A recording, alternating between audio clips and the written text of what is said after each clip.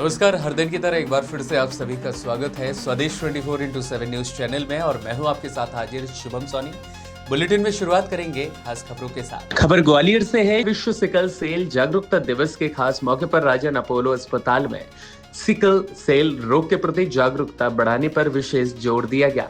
इस अवसर पर अस्पताल के वरिष्ठ hemato oncologist doctor Ashok Rajauria ने सिकल सेल रोग, उसके उपचार और आधुनिक चिकित्सा सुविधाओं की विस्तृत जानकारी दी।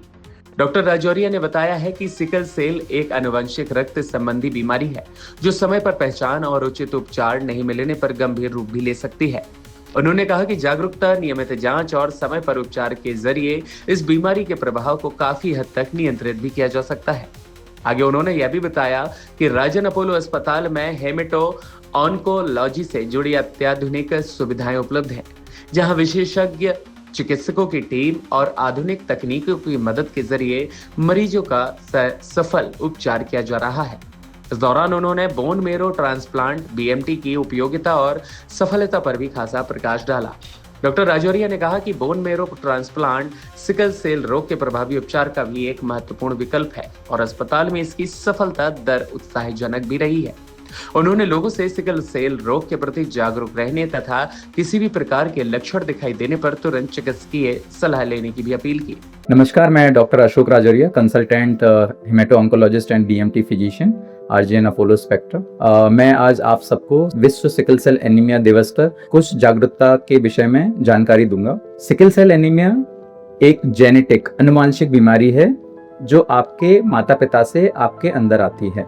इस बीमारी के जो लक्षण होते हैं उसमें पेशेंट्स को बहुत दर्द होता है, क्योंकि इसमें जो हमारी लाल रक्त कणिकाएं हैं, RBC हैं, नॉर्मली गोल आकार की होती हैं, बट इस बीमारी में वो हंसियाकार हो जाती हैं और हमारे ब्लड की नलियों में जाके जो रक्त वाहिकाएं होती हैं उनमें फंस जाती हैं और जिस ऑर्गन में जाती हैं उस ऑर्गन को डैमेज कर देती हैं, जिससे काफी दर्द होता है, ऑक्सीजन की कमी हो जाती है, जिससे पेशेंट को सांस लेने में दिक्कत हो सकती है, बहुत सीवियर पेन होता है। ये इसके लक्षण होते हैं। सिकल सेल एनीमिया को उपचार के लिए बहुत सारी नई थेरेपीज हैं। हाइड्रोक्सीरिया जो एक तरीके से मेरेकल है, सिकल सेल एनीमिया में काफी हद तक हम उसे कंट्रोल कर पाते हैं। क्यूरेटिव ऑप्शन में जिसको हम पूरी तरीके से खत्म कर सकते हैं उसमें बोन मैरो ट्रांसप्लांट और जीन थेरेपी है, जिसके उपचार से हम सिकल सेल एनीमिया को कंप्लीटली क्योर कर लेते हैं। सिकल सेल एनीमिया के अगर हम उपचार के सक्सेस रेट के बारे में बात करें तो बोन मैरो ट्रांसप्लांट ही एक क्यूरेटिव ऑप्शन है। अगर मैच्ड डोनर से हम बोन मैरो ट्रांसप्लांट करते हैं तो सक्सेस रेट